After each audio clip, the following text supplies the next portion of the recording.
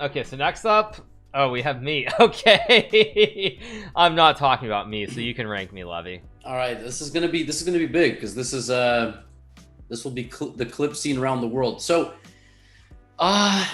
my logic is that I feel as though you did a lot of things that a Fabiano or like a Wesley So, who are, if you look at like just the American chess rankings, the long-lasting impact on chess is far greater than those two. First of all, with like Red Bull back in the day, you were number 2 in the world in terms of classical, and then you were kind of made out to be, you were going to be the guy. Every generation is always looking like who's going to dethrone the champion, whether it's in chess or any other sport. So, I mean, there is a case to be made for legend and undisputed number 1. But I think that, I mean, when you combine it with everything that has been done with chess now and the way it's growing and becoming, an esport, I want to say hundreds of thousands of people around the world in the next few years are going to end up playing this game. And it all ties back to Hikaru, which, listen, if you even influence a third of the people that Anand influenced, right? It's a lot of people. And everybody always says I kiss your ass, so let's just dispel that fiction real quick. If you're thinking, oh, he always kisses it. We're gonna put Hikaru at the top. I'm gonna put you in the god of chess. Okay. But if not for this boom, then I would make probably a very strong case for undisputed or legend. I don't know which one it is, but I feel like with everything that you've done for the game, it's gonna go to God of Chess. And you could argue with me, or we could just move on to the next one. Well, I mean, I think there are a couple things that I would say though. I mean, there's another player who's not on the list. I would say there are 3 players who I think have been very unlucky in a sense. I think the 3 players being Fabiano, myself, and also Levon Aroni. I think if you took all 3 of us and there was not Magnus, I think there's a very good chance all 3 of us could be world champions. So I do think you do have to take that into consideration in regards to this category, because I think all 3 of us are very unlucky in that sense. Now, whether I'm a god or not, I don't know. I personally don't really, I don't know. I wouldn't put myself there, but you're the one who made the choice, so it's fine. I make the choice? Yeah. You make the choice. I think, we could put you at undisputed number 1. No, it's I guess the question is like, okay, like undisputed number 1. There are a lot of people here that I think belong as undisputed number 1s for sure. When I look at this list, who would not be gods of chess. So that makes sense. All right, so let's keep going. So next up we have Chuck E. Cheese. What are your thoughts on Vasily Ivanchuk, the great genius from Ukraine?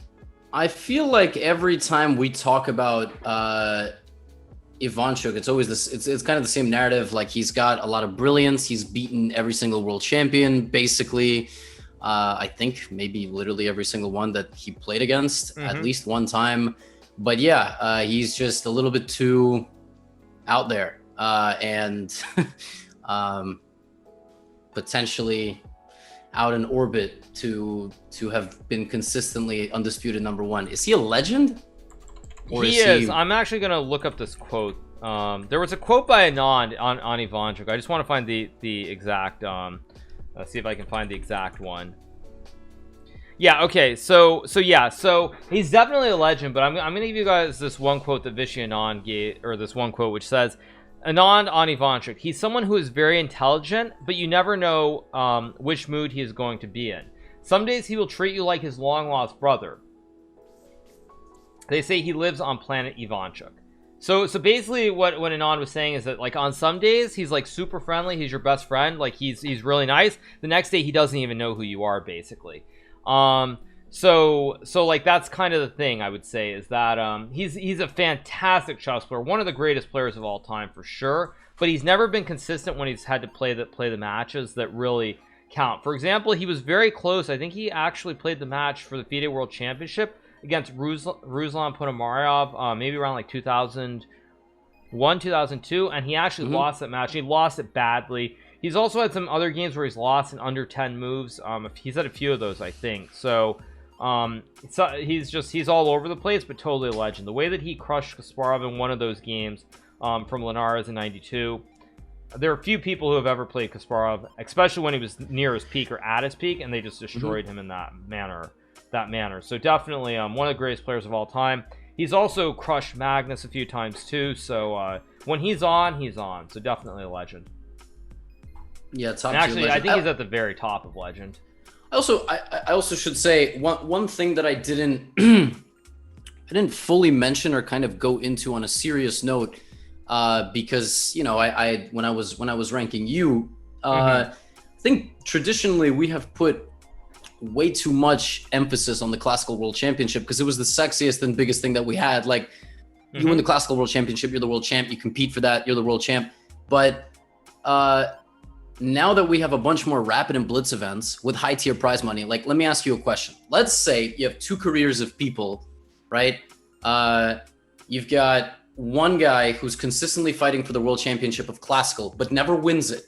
Right. Never wins it. Number one in a country, but never wins it. Doesn't do very well in rapid and blitz. Number two, you have somebody who was number two in classical. So I'm talking like between you and Fabiano, but just hypothetically speaking, a guy's number two at some point doesn't, kind of drifts a little bit from classical, dominant in rapid and blitz, and now this whole extra element of being like a global ambassador of the game. Which one of them ranks in the all-time great?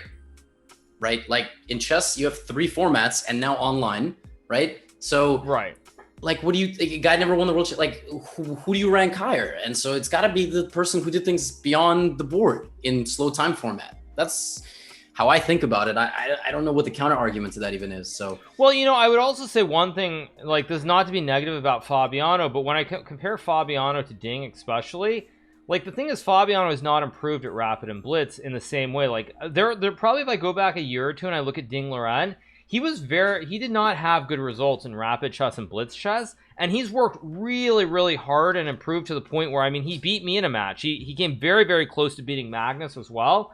And the same cannot be said for Fabiano. So, you do have to take some of those things into account, I will say.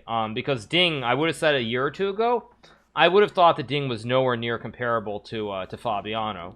I wouldn't even think of them as being in the same category, honestly.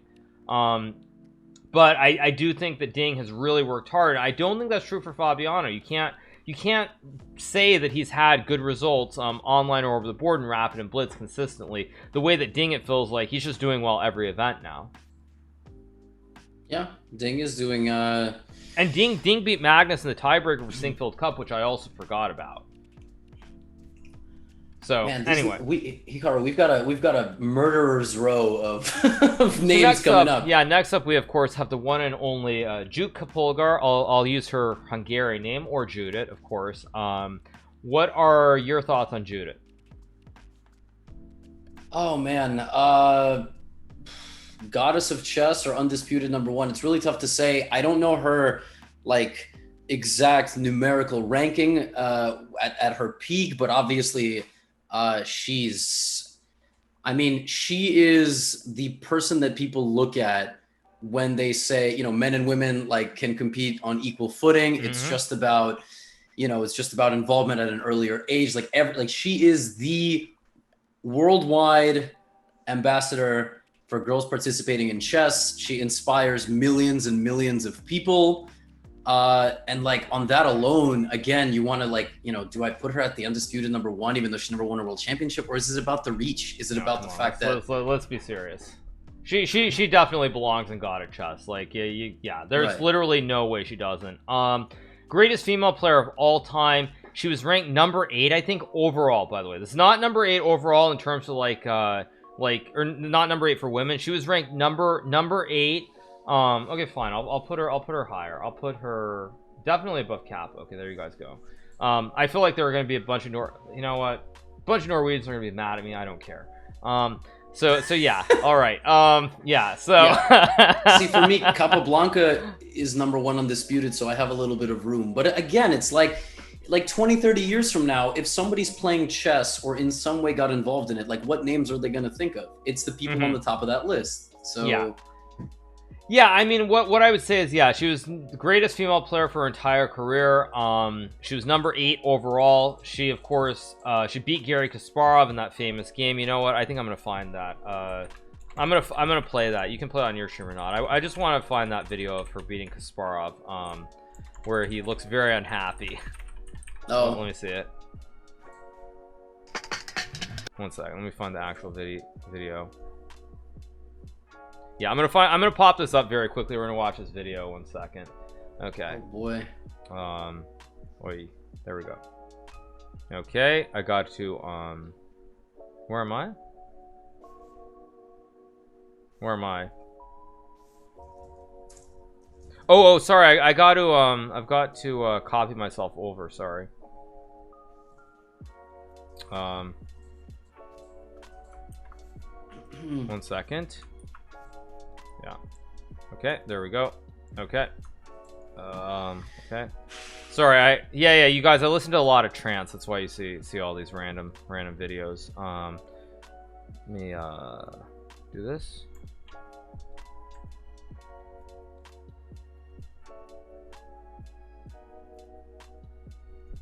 By the way, Levy, I've always thought that's kind of weird. Like when I watch trance, for some reason, like for whatever reason, every trance video for the thumbnail they put some picture of a woman, which is very, very weird to me. Like, I don't understand why they do that. You don't understand why they do that? Anyway, I'm gonna.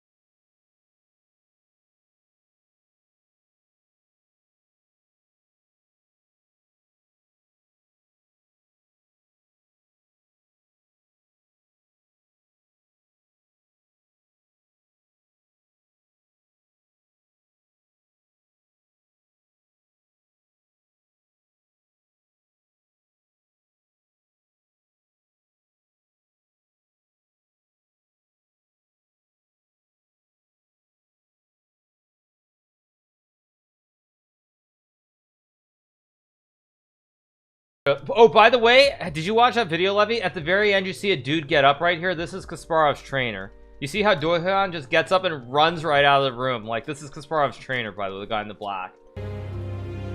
He was gonna regroup and yeah, that's his hitman, right?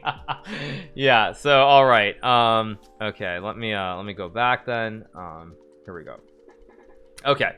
All right, so yeah, I just want to play that video very briefly, because that was, of course, Kasparov when he lost to Judith in the world. It was the world against Russia match. I believe it was in 2004 or thereabouts. So yeah, just thought I would show that for you guys. How many? But yeah, Judith, greatest female player of all time. Her sisters also became grandmasters. I think it's proof that it doesn't matter whether you're male or female. If you do have like a set regimen, you have a set idea of how you're gonna get to the top at something, and you focus 100% the way that the Polgar family did, it's possible regardless if you're male or female. Yep, I completely agree. That was. Now we got a spicy next few here. Okay, so next up we have Anatoly Karpov. So yeah, what do you think about Karpov? Yeah, I mean, Karpov, very, very strong player.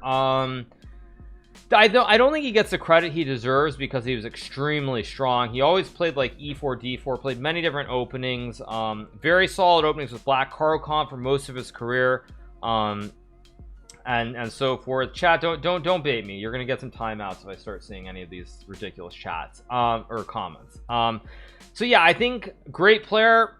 definitely he was the best player in the world. He would have defeated Bobby Fischer at some point if they had played. I think that's a large part of why Bobby stopped playing. Even if that you could say that's conjecture, but I think, you know, I think that's true. So yeah, easily undisputed number one. Not a god of chess, but probably I would say when I think of number one players in the world, I think of Karpov. Like when I think of players who like were amazing, but like they aren't at the very top, Karpov 100%. Yeah, because on the one hand, we can stuff this entire list into God of Chess. Like if, you know, somebody was like Karpov, you could potentially make an argument for God of Chess. But yeah, I agree. I think undisputed number one. He was top 2 in the world for 20-something years. Like, right. So, I've met Karpov. I've actually played against Karpov. Rapid and blitz chess, also classical chess, you guys. Great player. Okay, so next up we have Garry Kasparov, former world champion. I mean, amazing. He did amazing opening preparation. He always got a lot of advantages and won games very quickly with the white piece and the black pieces. So I think certainly he goes to the top of theorists. Do you agree? Yeah, I feel like the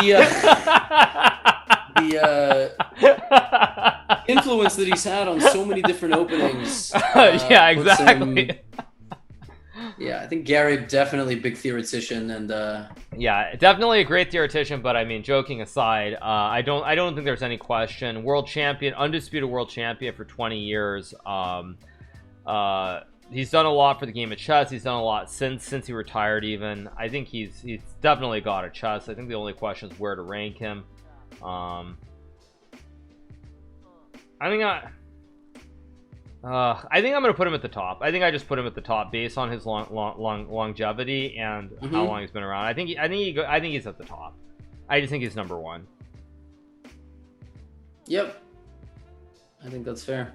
Yeah, I'm basing that on his longevity, how long he was around. Because I mean, Fischer was the best, but the period was so short. That's kind of the thing. Like Fischer's period, the boom, it was very brief. It was like 1966, 67 maybe to like 72, and then he vanished forever. Garry still continues to do things with chess even now, though, and I think that says a lot. The fact that Gary's playing this tournament starting on Friday, as well, like he's still very relevant in the world of chess. Even now, nearly 15 years after, or more than 15 years since he retired. So next up we have Paul Carras. Yeah, all the extent that I know about Carras is that he was exceptionally strong, and he was voted by some of this like modern day super GMs as the strongest non-world champion ever, right? I think he got like some sort of credit like that. So I don't know his influence on the game, and I also just know that he didn't get to compete for the world championship, right? Because of World War II, I think. Yeah, so somewhere in the top, either second or third category. Is he an undisputed number one, or is he more of a legend? I mean, I think the fact that we're putting like Dawid and probably Victor in that category, I think he's got to go in legend, is what I would say. Because again, great player, fantastic chess player. He played in Avro in 1938. I think he finished runner-up or very close to the top. I mean, or no, he tied for first. Actually, I'm wrong. So he tied for first in that tournament. I think he beat 9 world champions, if I'm not mistaken. Maybe I have that number wrong. Let me see. I think he beat 9 world champions, if I'm not mistaken. Just a great chess player. He had a world championship match denied. He's a legend. He even has his name on a stamp, I believe, in his home country of Estonia. So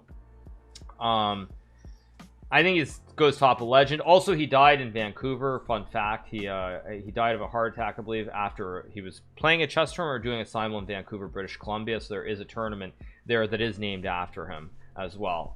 So I think he's probably, for me, at the top of legend. Actually, my stepfather, I think, played him in a simul in 1965 maybe, or 64. It was a long time ago. So my stepfather still talks about that from time to time, that he played Carras in a simultaneous, like 60 years ago. So yeah, anyway, whatever. But yeah, definitely goes in legend for sure. The next one is... Next one, we have somebody who Levy did not know of last night. He offended the entire continent of India, I think, or not continent, sorry, country of India. We have the one and only, the legend, Sultan Khan. So I assume you did your homework, and you looked him up. Yeah, I actually before today. It's pretty crazy that in 24 years of living and about 18 years of playing this game, I've never heard of Sultan Khan. However, I will add, I had a very rough training of chess kind of growing up. Not rough as in difficult, but rough as in weirdly assembled and disorganized. So I never actually learned the history. I can't name the world champions in order.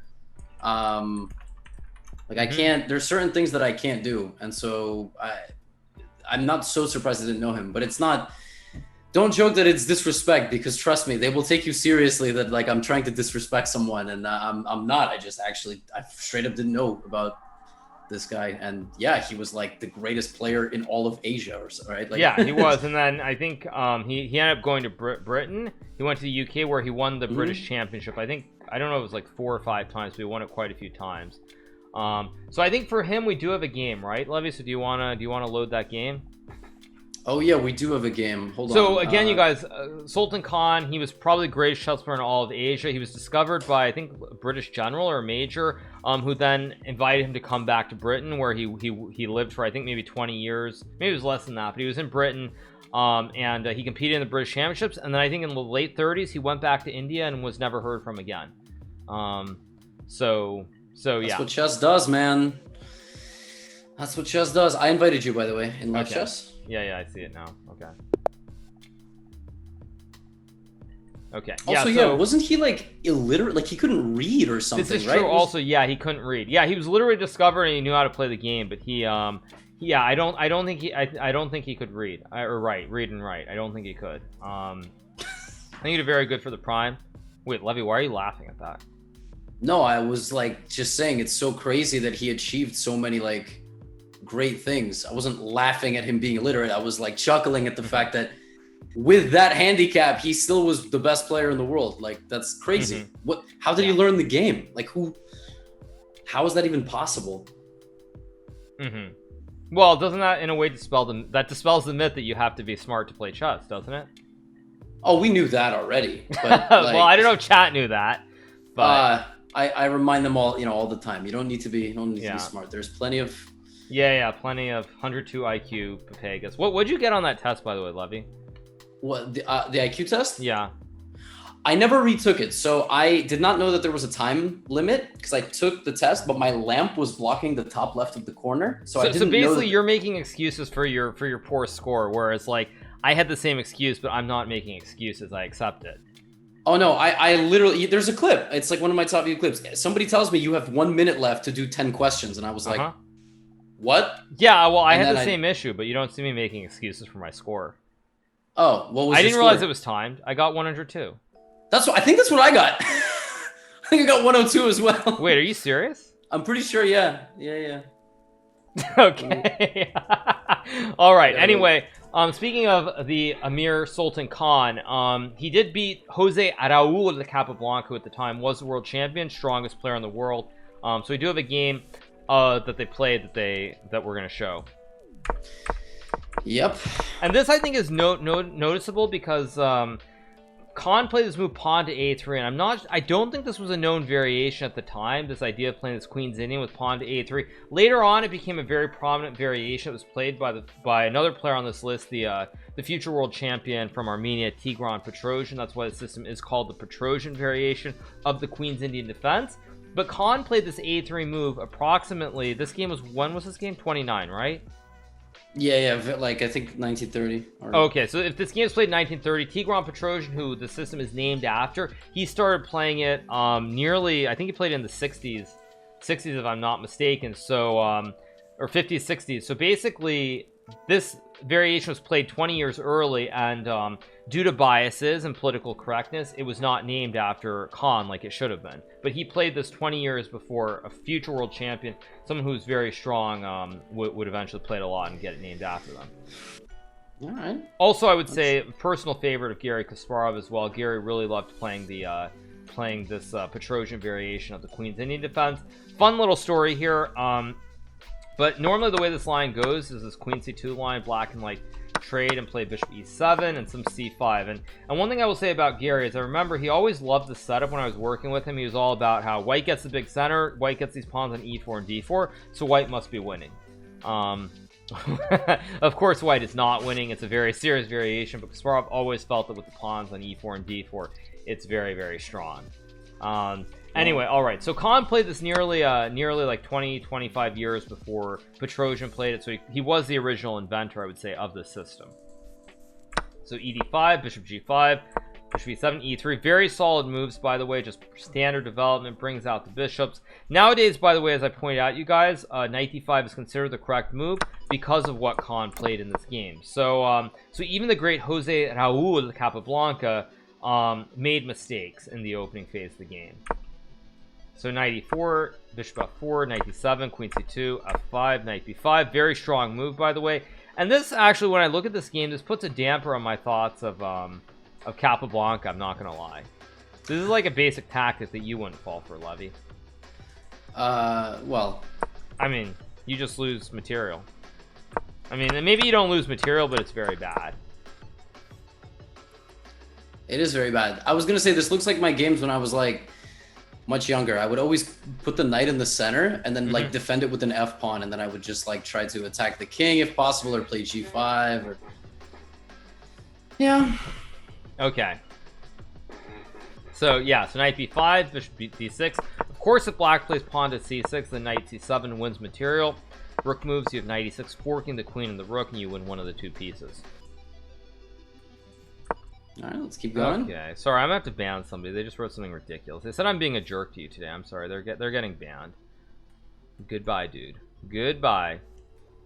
Oh, did they? Yeah. Oh, I don't have enough room for both chats today, so I have them on different tabs. Oh, he also misspelled my name. Yeah, you could ban. I mean, it's not even for the comment. He said my name is Levi, and that's bad enough. Anyway, all right, so we keep going. So H4, Rook C8, Queen B3, Knight D2. Very standard stuff, by the way.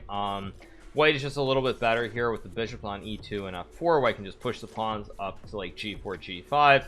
And sure enough, Khan does it, by the way. He plays G4 here. G5 removes the defender of the pawn on D5.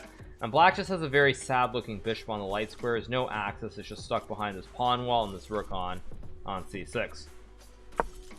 So Knight E8 is played. Bishop to G4. How can a 3-1 sub get banned? A 3-1, if you say something ridiculous, you can get banned. Sorry.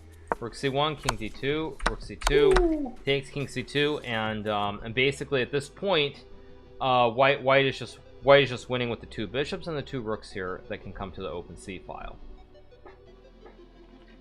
Nice game. Yeah, but to be clear, chat, I banned him. I half the time I do bans as well. It's not always the other mods. I mod. So yes, Griffin got banned by me. Make no mistake about it. All right. So King D2, Queen C4, Bishop E2. By the way, very nice move, right? Hits the queen on C4. Well, if you don't play that, don't you lose? I mean, maybe you can go Rook C1, but yeah, it's probably pretty bad objectively. So Rook A B1, King F7, Rook C1. Again, very, very good moves here by Sultan Khan. You control the pawn, you use the two rooks on the open file, and after King E7, Rook C3, Queen A4, B4. Very good move, just building this nice little open file for the rooks, and the rook on C3 controls everything. And after Rook C1, I don't really feel it's necessary to go through the rest of the game, but very, very solid play from Sultan Khan. He would go on to win this game nearly 20 moves later. So yeah. Total domination. Yeah, he made Capablanca look the way Capablanca made his opponents look. So yeah, but definitely a great player from India. He won the British Championship. I don't know where he ranks all time. I might try to take a look at that. Let me see. Let me see if they actually list him somewhere. Okay, they do list him. They say best world ranking was number 6 on the May 1933 rating list.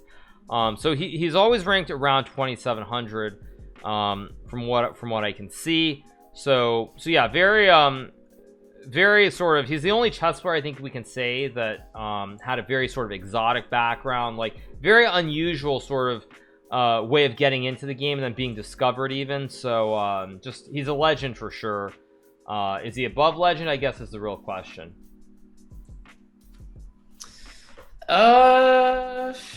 If he's above legend, he's not above anyone in undisputed number one. So he's above, he would be, I think, for everything that he accomplished in the conditions that he accomplished them. You know, like not everybody has a sponsorship and a nice house with multiple trainers and good diet, right? Like it's a little bit. I feel like he deserves to be the undisputed number one category, but maybe below a Karpov and a couple Blanca. Yeah, I mean, I think it's I don't know, it's very hard to judge. I mean, he obviously was very lucky on one hand because he was discovered. If he had not been discovered when he was in India, there's a good chance we would never even know who he was historically. Yeah, I don't know where to put him. It's very hard. I think man, it's hard for me to put him in the same category as Karpov and Alyakin. I think he belongs in legend. Also, FIDE apparently never gave him the GM title. That is a big mistake. FIDE should retroactively give him the GM title on the next time they have their FIDE Congress and they award titles. There should totally be an honorary title given. And me. Yeah, 100%. Because also, to give you guys an example, I believe it was 1951 that FIDE gave honorary titles. Maybe I'm wrong on the year, but I think it was 1951. FIDE gave out the original 12 titles of Grand Master. It was not based on performance; they just gave them out. And so yeah, with Khan not getting a title, it's completely wrong. FIDE should rectify that immediately. So, and he got his system stolen, of course, as someone else said, just like everything else from the subcontinent that ended up in a British museum, right? So okay, yeah, I think where does he belong? You can put him slightly differently. I put him in undisputed number one. Okay, yeah, I think that's fair. I think that's fair. So okay, next up we have, of course, Viktor Korchnoy. So what are your thoughts about Viktor the Terrible? I don't know a tremendous amount about his history, like in terms of relationships with other grandmasters or how he was perceived, but he was perceived as like a very, very much all-time. Isn't he like basically regarded as one of the greatest players also not to become world champion, right? Yes, like, he definitely is. Yeah. So he's got a whole opening that he basically constantly utilized. The French defense, you mean? Yeah, the French, yeah. So legend probably is my first instinct, just legend, but yeah, I think he's totally a legend. I don't think you can put him in like undisputed number one. Yeah. But yeah, great player. I mean, Yasser, of course, has told many stories from his times of working with Viktor. Of course, there are other things like Viktor getting really angry at people when he lost games. But that being said, since I see Viktor is in this category of legend, I see Fabiano here. Korchnoy is probably the strongest player. He was still a strong player well into his 70s, and I believe at the Gibraltar tournament when he was maybe 75, he actually beat Fabiano. Yeah, he did. He just whipped him. Actually, it wasn't even a good game. He just killed Fabiano in that game, and this was after Fabiano was already a very strong grandmaster. So yeah, he's a legend. Yeah, how old was he when he beat Fabiano? Let me find that game. 79. He was 79 years old? Yeah. Jeez. Yeah. Okay, well, that says two things. First of all, I mean, I think that's that's disappointing for Fabiano. But yeah, it shows that the old man was freaking good. Yeah, 2011. Oh, they even on chess games, what do they call it? The old man in the sea or something? Oh my god. The old man in the sea.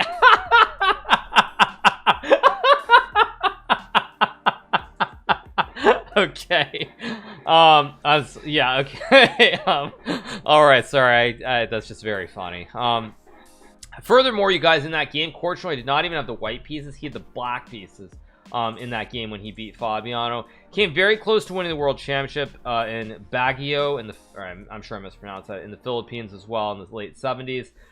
Just one of the greatest players of all time, and probably the player, I don't think anyone else in our entire history of chess will ever be as strong into their 70s as he was. He was still world class in his 60s, still probably 2600 level player until he was maybe his early 70s. So a total legend of the game. I think maybe just the top of legend. So next up we have Emmanuel Alaska. What are your thoughts on Emmanuel? I mixed this up earlier. I mixed up Capablanca's reign and Lasker's reign. No, Lasker was world champion for 20 plus years. He was 27 That's what years. I'm saying. Like I mixed up how long that they reigned as world champions. I think Lasker should be the number one of undisputed number one. Agreed, 100%. I think that's just where you put him. Yeah, totally agreed. Totally agreed. There's not much more of a conversation. Yeah. So next up we have Mikhail Botvinnik. What are your thoughts, Levy? You start. Okay. Well, for me, I don't think there's any question that he has to be in God of Chess. When I look at this list of players, of Russian players who came after him, when I look at Karpov, when I look at Korchnoy, I look at Ivanchuk, Carras, Kasparov, all these Russian players are former Soviet Union players. They became great chess players because of him. He created the famed Botvinnik school of chess. I believe Karpov studied there. I think Kasparov definitely did. I think Kramnik also did. It was basically, I don't know, it was like Harvard, or I don't know what you want to call it. It was basically like it was the premier chess school, and so many strong chess players, so many world champions came out of it. And and so I think, I mean, he founded a whole system, and I don't know. I think he's got to be in the God of Chess. I think he goes very, very highly. Yeah, exactly. Like I see people saying, how do you rank Botvinnik above Karpov? And again, it's the fact that you literally change the landscape of a country as it pertains to chess forever. Agreed. I mean, how can you? I don't know how you can. Like, I don't know if it's recency bias. I don't know if it's the fact. Oh, Karpov was great. He played Kasparov. All these world. We put a little bit too much emphasis on the classical world championship. Like, like this guy paved the way for everyone. You know. He did, exactly. Yeah. Like, I don't know. That's just, and if you're gonna put one Russian kind of god on the top tier, well, Kasparov, I suppose, but Kasparov is now also kind of American. It would be Botvinnik, I think. That's. Did you just say Kasparov is American? What? I'm saying now that he like lives here and constantly denounces Russia. I think that's. You don't think Kasparov wants to be known as American? Probably not, but I mean, I'll ask him in a couple of days. Okay. Okay. Anyway, all right. Next up, of course, we have Paul Morphy. What do you think of Paul? Yeah. We have a game. We have the Duke game. Oh, that's right. We do have a game. Yes, this is true. I forgot that we have a game.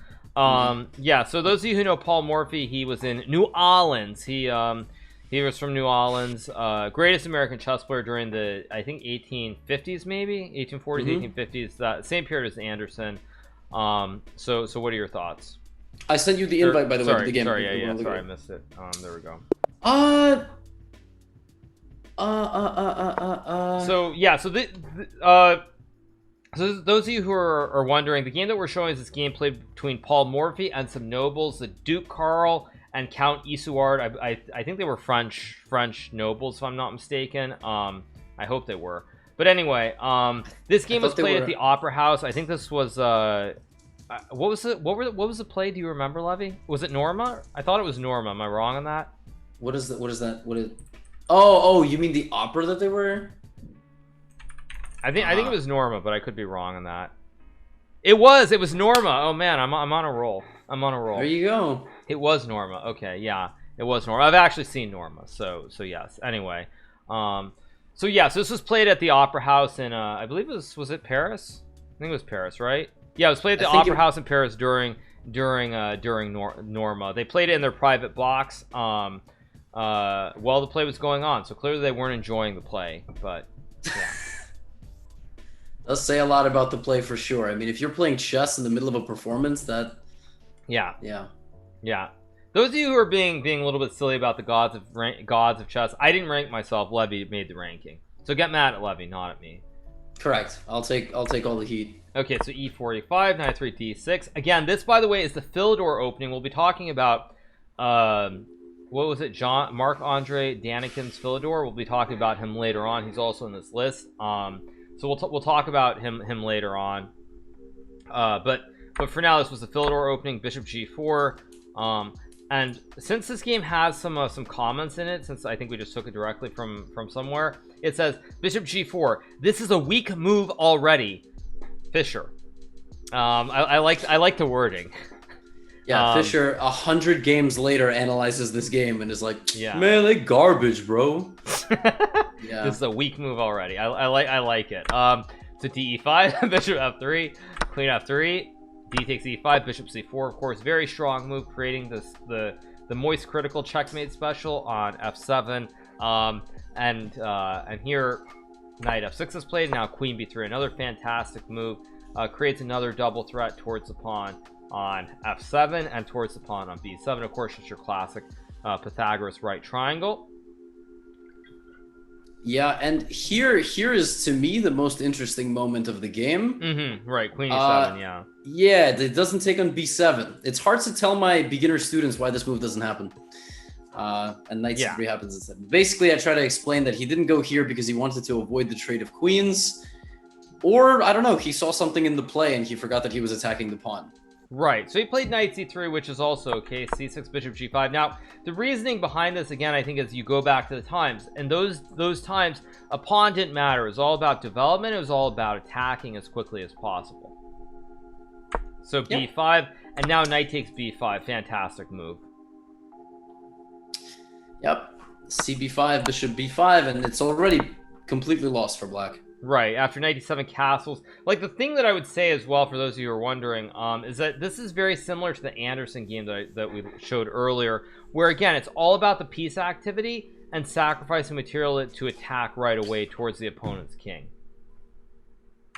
Yep. So rook d8, rook d7, rook d1. Again, look at this position. Very similar to the other one. Black is currently up one whole rook, but the bishops create these really annoying pins, and you're going to lose the rook, and even more because your king, bishop, and rook are on their original 3 squares and undeveloped. Queen e6, bishop d7, knight d7, and queen b8 again. Fantastic queen sacrifice by Paul Morphy. Knight b8, rook d8, leading to checkmate. White only has a bishop and a rook. Black has a queen, a bishop, a rook, and a knight. But again, much like the theme from the previous game, 1, 2, 3 pieces, 4 pieces on their original squares and undeveloped, and white can checkmate with just the bishop and the rook. Yeah, one of Morphy's, I don't know, best games given the circumstances, but kind of a demonstration of his entire, you know, of his entire kind of repertoire back then, and his playing style, very aggressive. Right. He's probably a god of the game, right? Like, that's, I don't think. Yeah, I think that's pretty fair to say. I mean, because he also was way ahead of his time. Like when I think of these players like Bobby Fischer or Paul Morphy or even Garry Kasparov, even Magnus for that matter, they're all ahead of their peers. But as you see, as time goes by, it keeps getting reduced slowly and slowly. And I think Morphy was probably at least 200 points higher ranked, I mean, by his understanding, than anybody else he played against. So I think, I mean, I think, like, I'm gonna put him pretty high. I think it's fair. Okay, of course, he also had a not so fun fact. I think he died taking a cold bath on a very hot summer day in New Orleans. Is my understanding too. So he had an unfortunate end as well. Wait, how? I think he took a cold bath, and I don't know if it was blood temperature or whatever happened, but yeah, I think he went into shock. Yeah, no, but I think he took a bath, and that, of course, you guys, is why you don't want to live in New Orleans. It's way too hot and gross down there. So yeah, I had no idea. Wow. I don't think it's a fake story though. I think it is true. Maybe it was a stroke while he was taking a bath, but I have heard that story quite a few times, but I could be wrong on that. Also, fun fact, actually, I believe his house is currently a restaurant where he lived for his yeah, he had a stroke while he took a bath. Yeah, I think his house where he lived for most of his adult life in New Orleans is it's a restaurant. I don't know what is it called, Brennan's or something? I forgot what it's called. It is Brennan's. Okay.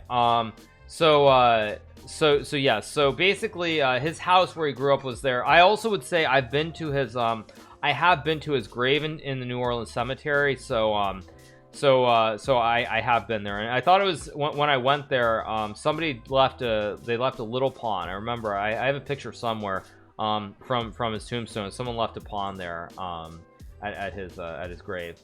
Wow. So, all right, next up we have another Russian player, Nezma Dinov. So I'll go back. We have the game, the last game that we wanted to show today, right? Yeah. So this guy was a Russian player, very, I don't know if you can say he was considered amongst the best, but very aggressive player, very much in the style of Mikhail Tal. Okay. Yeah, I don't know a huge amount about his career, other than the fact that like he beat he beat the world champions because he played like very aggressively.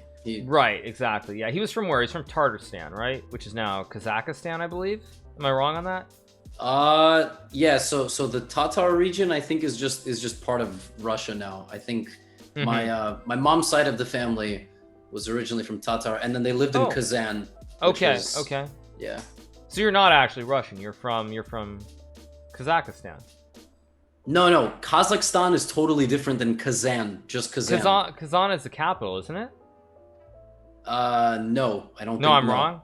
Oh no, that's Astana. Sorry, that's Astana. I'm wrong. Sorry. Okay, that's Astana. I'm wrong. Sorry, I'm wrong. You say things so confidently that sometimes I'm like, wait, hold on, I gotta. Yeah. No wonder you're good at Among Us, because you like. You'd scare me if we played Among Us. You'd be like, "Oh, I went to the reactor. Where were you?" And I'd be like, "Wait, am I the imposter? I don't even." Okay. All right. All right. Well, yeah, I'll be getting back to that later, of course. Okay. So yeah. All right. Okay. So D4, knight f6, C4, D6, right?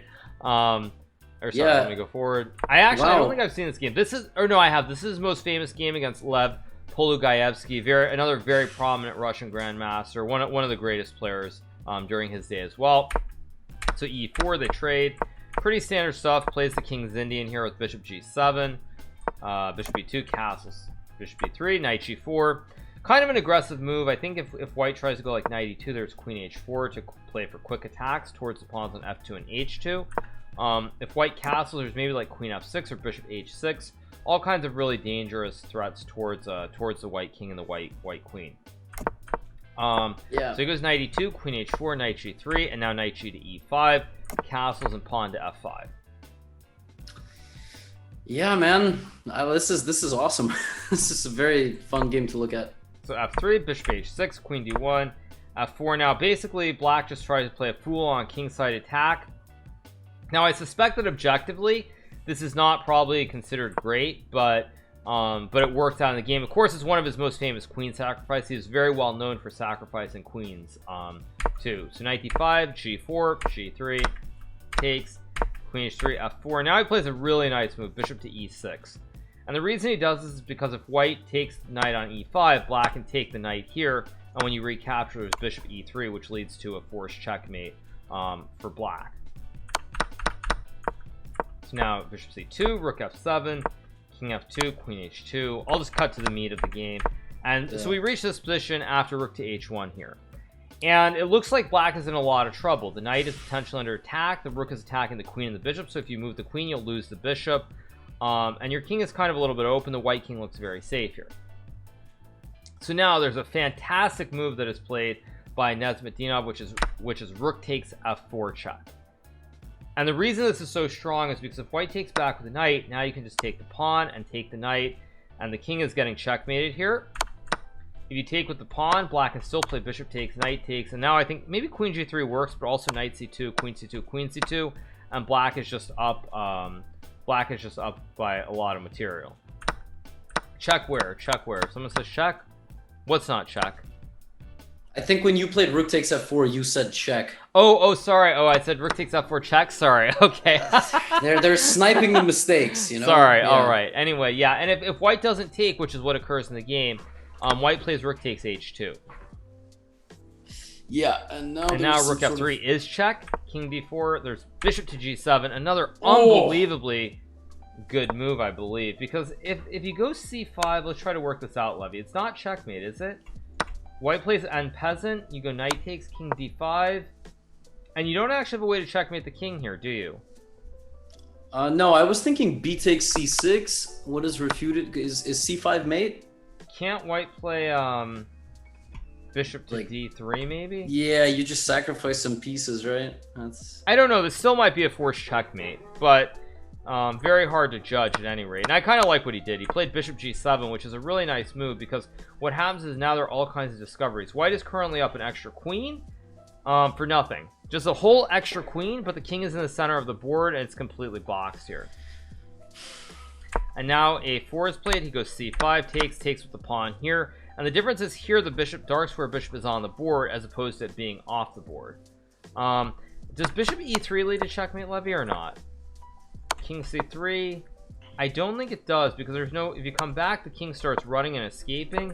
If you don't, maybe you can protect, but it's very iffy. And when you're down a queen, it's very nice to play a quiet move like bishop g7. It's actually reminiscent of my game against Michael Krasenkow, where I was down a queen, but I played this like one quiet pawn move or bishop move, and you create these threats against the king.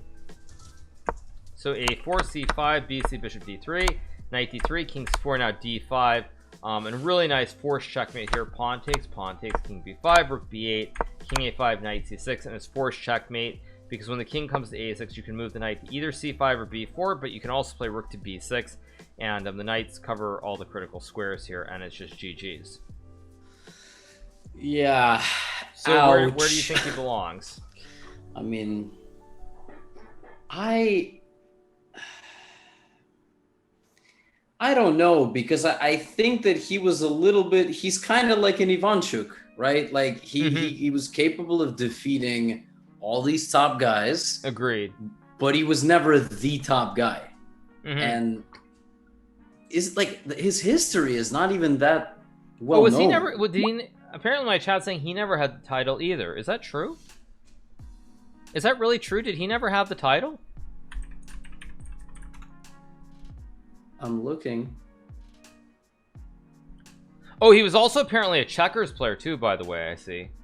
Yeah, he was a Russian checkers, not champion, but he was never a GM. Why does FIDE not give out these titles the way they should? Like retroactively, that's two players on this list who should be GMs. Nezma Dinov 100% and Sultan Khan. So all those people's at FIDE, you better like get on this in a hurry and retroactively put some titles for some of these guys. I have the same title as him. That's kind of depressing on him, for his part. So yeah. Wow, I mean, I think I'm gonna rearrange this. Like, I'm sorry, I have to take myself out, by the way. I have to put myself in legend. I'm sorry, because it looks too stupid to me. I'm gonna try to make this a fair list. I'm gonna put him in legend somewhere. Okay, I'll put him in legend. Yeah, I think he's a legend of the game, but I don't think he's.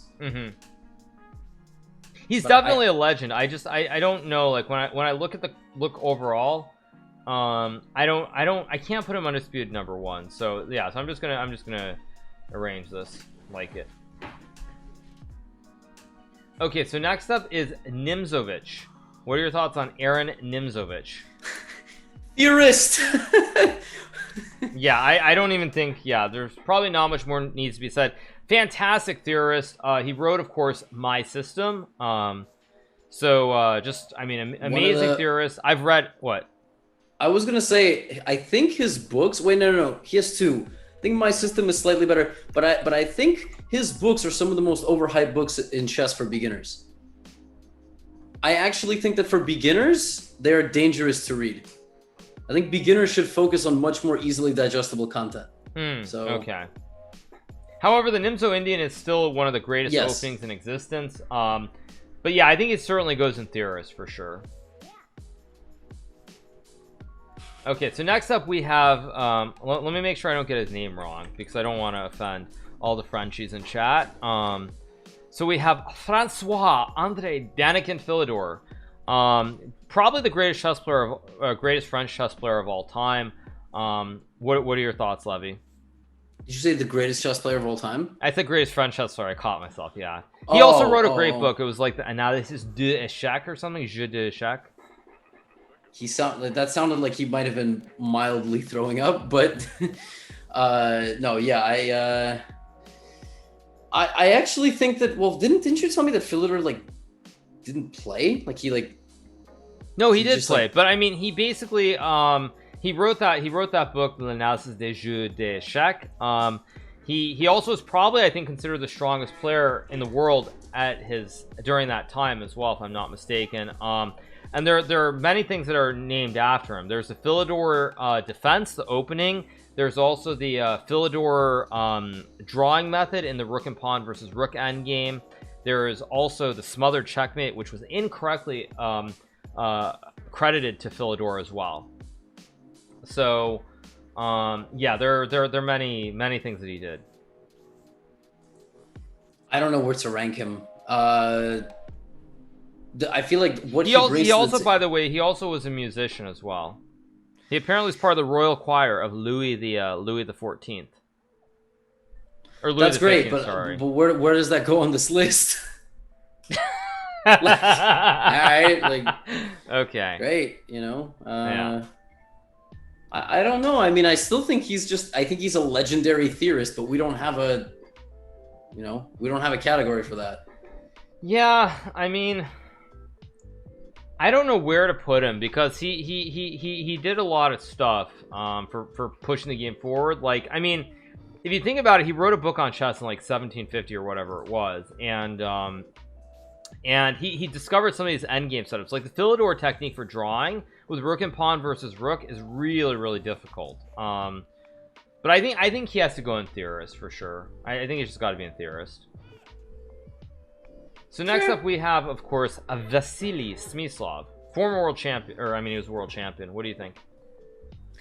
Yeah, so Smithslav came right after one of Botvinnik's like title runs, right? And then Botvinnik got it back after Tal, something like that.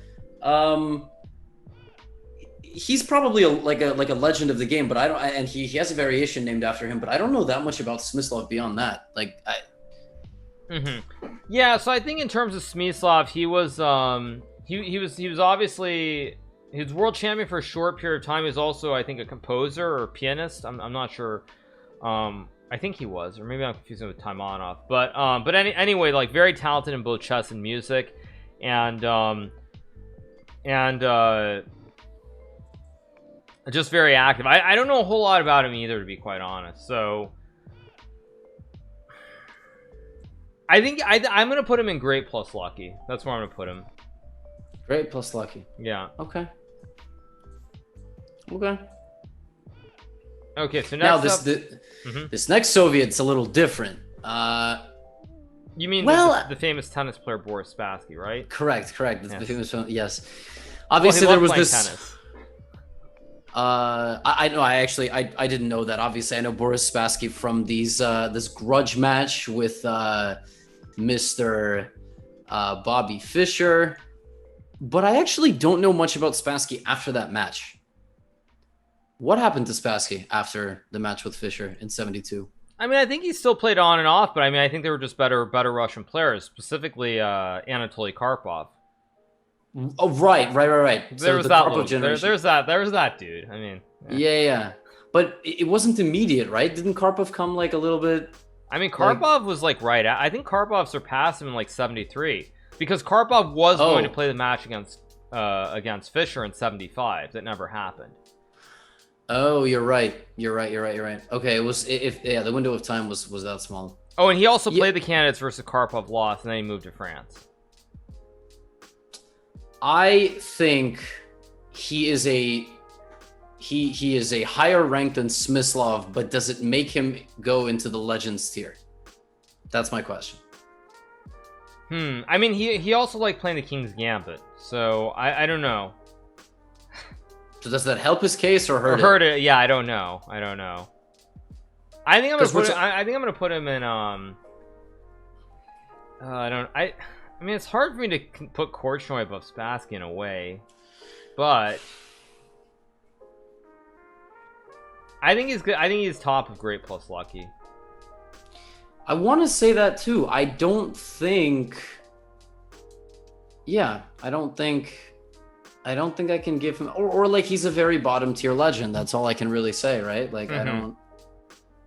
By the way, to be clear, you guys, when we say lucky, I mean we're talking circumstances. It's not like they were not like great chess players. All these guys are really, really good chess players. Yeah, like it's not an insult to be. Yeah. Okay, so next up we have Wilhelm Steinitz. That's not actually a picture of Steinitz, is it? That's not a picture of Steinitz. That's not Steinitz. Steinitz had glasses. That's not Steinitz. That was Steinitz before he got older. Okay, all right. Very skeptical, but anyway, okay, Wilhelm Steinitz, what are your thoughts on him? First official world chess champion ever.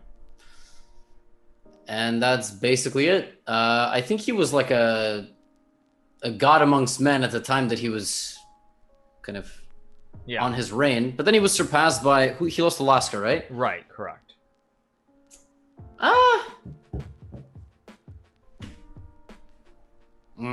Undisputed #1, maybe like right after Alyoshin. Yeah, I think I agree. I mean, it's yeah. I think probably he was #1 for sure for that period. Like that, he was in that window, like 1880s, 1890s, I think, where he was the undisputed #1. So I think that's pretty fair. Okay, so next up we have, of course, Misha Tal, the former world champion, the magician from Riga, Latvia. What are your thoughts?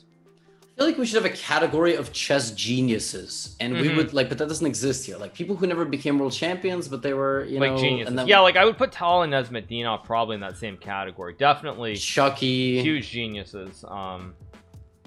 Yeah, I don't know where I put Tal. Tal was world champ, and was just a super weird guy. Like, weren't there reports that he didn't know how to boil tea?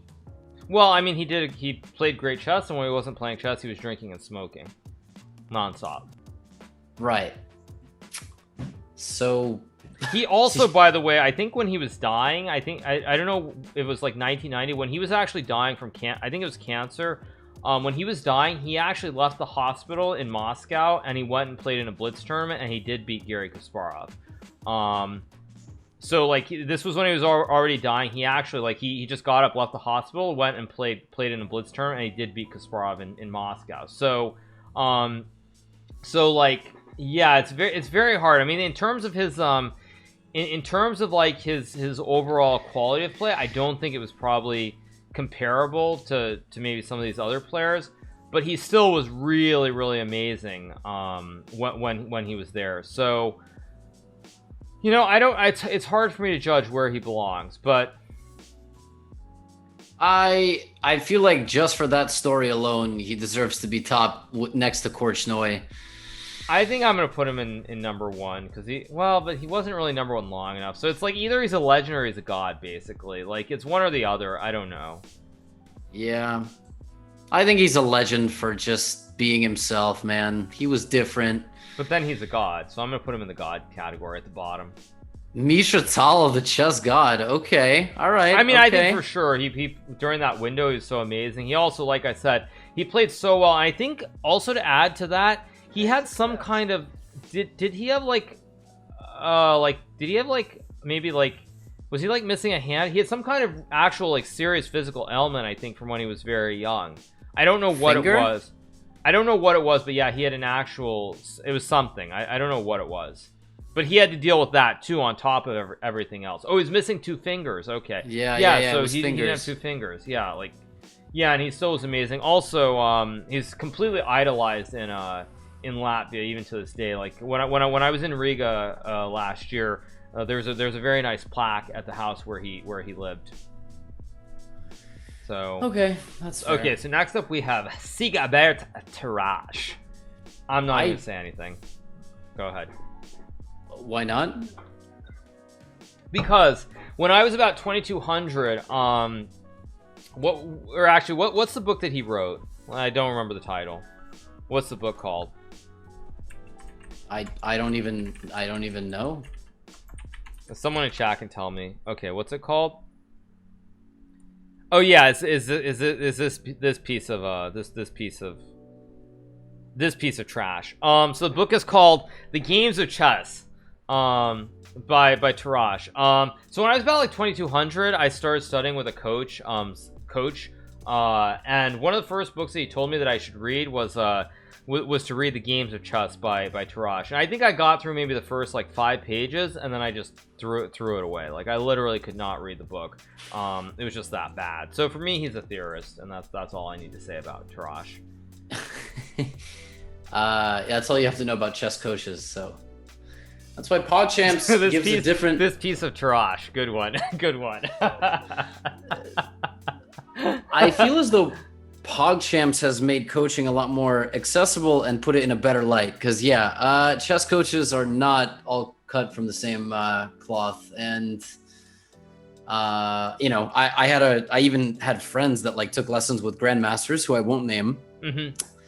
And the guys would like show up to the lesson and they'd be like, all right, let's play 2 blitz games and let's analyze. That was like the whole lesson. And then and I was like, what? Mm-hmm. So yeah, you guys are lucky. You've been seeing some good coaching, because there's some bad coaching out there. Right. So next up is Tigran Petrossian. What are your thoughts on Tigran? Oh, Tigran is one of the greats, man. The question is, does he get to be considered a god of the game? How long was he world champion? Not very long, didn't he? He took it from Tal, right? If I'm not mistaken. Was that impressive, considering that Tal was like very unhealthy at that point? Yeah, he was world champion from 63 to 69. Yeah, that's what I thought. Yeah. Yeah, and then Spassky beat him, and then Fischer beat Spassky. Yeah. Well, like Petrosian was crushed by Fischer, right? Like that was that was the big match. Yeah. But no, he was a machine the years that he was at his peak. Is he a low tier undisputed number 1? Yeah, I put him in undisputed number 1. Okay. Where? I think I put him 3rd after Lasker and Karpov. Okay, I was thinking whether to put him in front or behind Capablanca. Oh, you have Kappa in. Right. I told you. Yeah, I put him. Oh, you didn't put Kappa in God of Chess. Okay, all right. No. Okay. Right. True. It's subjective. Mm-hmm. Although, I mean, there's room to move things around as this list goes on. All right, so next up we have Veselan Topalov, a former world champion from Bulgaria. What are your thoughts? How long was Topalov world champ? Not long. He got it when he played. Right? I think he got it when he played in San Luis, or they called him the world champion when he won that tournament, I believe. Mm-hmm. And then he lost to Kramnik, right? A couple of years later. Yes.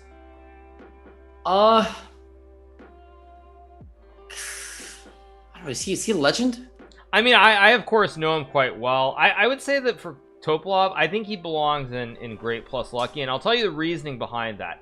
It's because he had this right window of a couple of years where he was phenomenal. He was out of this world, really, really good. And he played amazing chess.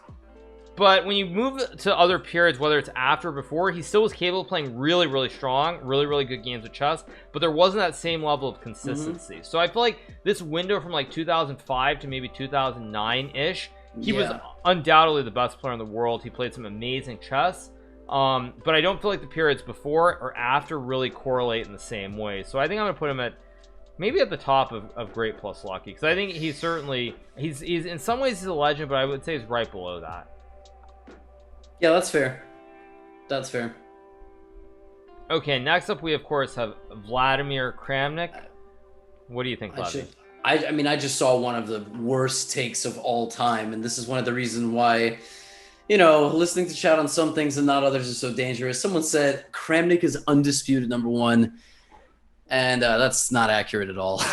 I mean, Kramnik is a god of chess, and the only question is where on this list does he go? Unless you disagree. No, I think again I'm going to use the overall criteria. And I think certainly goes in God of Chess, and the reasoning is mainly because of his contributions to the game of chess. I think his contributions, what he's done in the way of preparation, like the Berlin defense that he used to defeat Kasparov, like that was a system that he played. It was already basically 20 years ago, and that system is considered the best system to play as black these days, against pawn to e4 in the e4 e5 Spanish complex. So 20 years after he came up with it, with very not primitive, but computers that were not advanced, and for it still to be holding its ground as the best system, ranks highly. Also, he definitely modernized the Catalan defense. He really brought that back from the dead. So yeah, I think Kramnik's got to go in God of Chess. That combined with the fact that he was number 1 in the world as well, he beat Veselan Topalov to win the title. I think totally he's God of Chess. That's fair. Now, where is he in God of Chess? I put him below Botvinnik. That's where I put him. You don't have to put him in God of Chess, but I put him below Botvinnik. No, I was always going to put him in God of Chess, but we have the big 3, right? And then who's 4th? You have Botvinnik, or yeah, you know, actually, I have to change my rankings around. I can't, in good conscience, put Magnus below Morphy. That's a little bit silly. Yeah. No, I mean the big 3. The question is always like, you know, Bobby or Kasparov or Magnus. Yeah. So I rearranged, but I think I'm pretty happy with I'm pretty happy with my list. I think it looks pretty good to me. That's fair. That is fair. We didn't make this list, right? So this list was put together by list, no. It was put together by at the bottom you see, okay, Sam Copeland put together this list. I got it. Okay, yeah. But I think this is okay, and I mean, people can debate what they want. Right, but I think it's a pretty fair list. I think it's pretty reasonable. Yeah. And there are other players that I would have loved to have ranked. For example, like, I don't think Ruben Fine should have been on this list. I think Samuel Reshevsky should have been there instead of him. Probably Frank Marshall, also in terms of American players, should have been on this list based on the time periods. I mean, I feel like there are enough modern guys on it. Yeah, I think it's a pretty good list with the exception of like 2 players. Yeah, maybe Aronian should be on it too. I was wondering about whether he should be here, but yeah, I think in general it's pretty good list. So can't complain.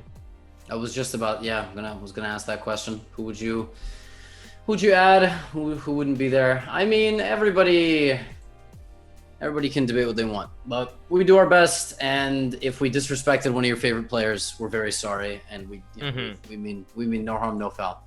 Right, agreed.